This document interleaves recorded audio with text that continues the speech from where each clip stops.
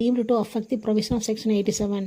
இந்த section 87ங்கிறது எல்லாமேனா case பெண்டிங்கில் இருக்கும்போது வாரண்ட் சம்மந்தமாக போட்டால் அது என்ன ப்ரொசீஜரோ அதெல்லாம் ஒரு மாதிரி வரும். அது வந்து பெண்டிங்கில் இருக்கும் நடக்கிறதுக்கும் இப்போ தான் இந்த கேஸு கமெண்ட்ஸ் ஆகிட்டுருக்கு. அதனால் இந்த செக்ஷனை வந்து அங்கே எதுவும் பாதிக்காதுன்னு சொல்லியிருக்காங்க.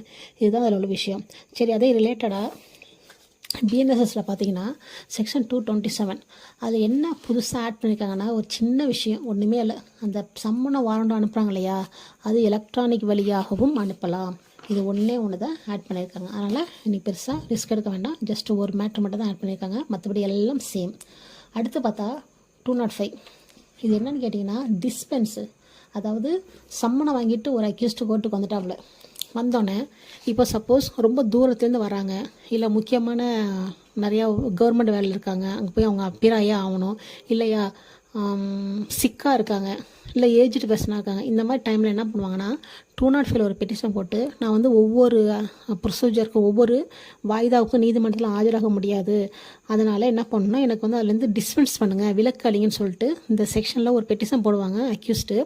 அந்த மாதிரி டைமில் பெர்மிஷன் கொடுங்கன்னு சொல்லிட்டு பெட்டிஷன் போடுவாங்க. அப்போ மேஜிஸ்ட்ரேட் என்ன பண்ணுவாங்கன்னா அந்த பெட்டிஷனுக்கு பர்மிட் பண்ணி உத்தரவு போடுவாங்க. அவ்வாறு போடும்போது முக்கியமான ஹியரிங்கில் மட்டும் ஒன்று ஆஜராகும்னு சொல்லுவாங்க. அது என்ன ஹியரிங்னா இந்த காப்பீஸ் தரும்போது, கொஸ்டின் கேட்கும்போது, திருத்தணி கேட்கும்போது, ஜட்ஜ்மெண்ட் தரும்போதெல்லாம் முக்கியமாக வந்து அக்யூஸ்ட் ஆஜராகும் இல்லையா, அப்போ மட்டும் ஆஜராகிங்க. மற்ற டைம் வந்து உங்கள் அட்வொகேட் மூலமாக நீங்கள் ஃபாலோ பண்ணி சொல்லிட்டு அது வந்து பெர்மிஷன் கொடுப்பாங்க. அது சொல்கிற செக்ஷன் தான் 205.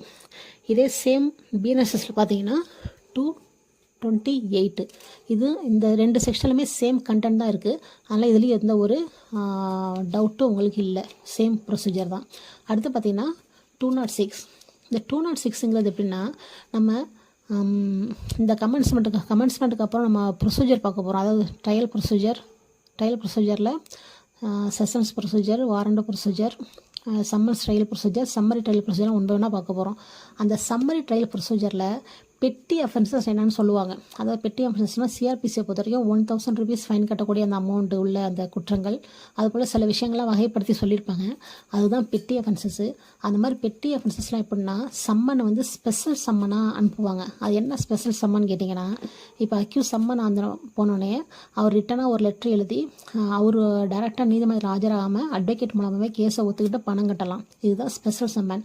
ஆனால் ஆக்சுவலாக ப்ராக்டிக்கலாக யாருமே அந்த மாதிரி பண்ணுறதில்ல. ரெகுலராக கோர்ட்டுக்கு வந்து குற்றையர் மனு கொடுத்து தான் ஃபைன் கட்டுறாங்க. சரிங்களா, இது சொல்கிற அந்த ஸ்பெஷல் சம்மன் சொல்கிறத பற்றி தான் 206. அதே ரிலேட்டடாக பிஎன்எஸ்எஸ் பார்த்திங்கன்னா 229 இதை பற்றி சொல்லுது. 229 தான் அதை சொல்லுது. இப்போ பிஎன்எஸ்எஸில் ஏதாவது எக்ஸ்ட்ரா ஆட் பண்ணியிருக்காங்கன்னு பார்த்தீங்கன்னா அந்த 1000 rupees இருக்கு இல்லையா ஃபைன் அமௌண்ட்டு, நாட் எக்ஸீடிங்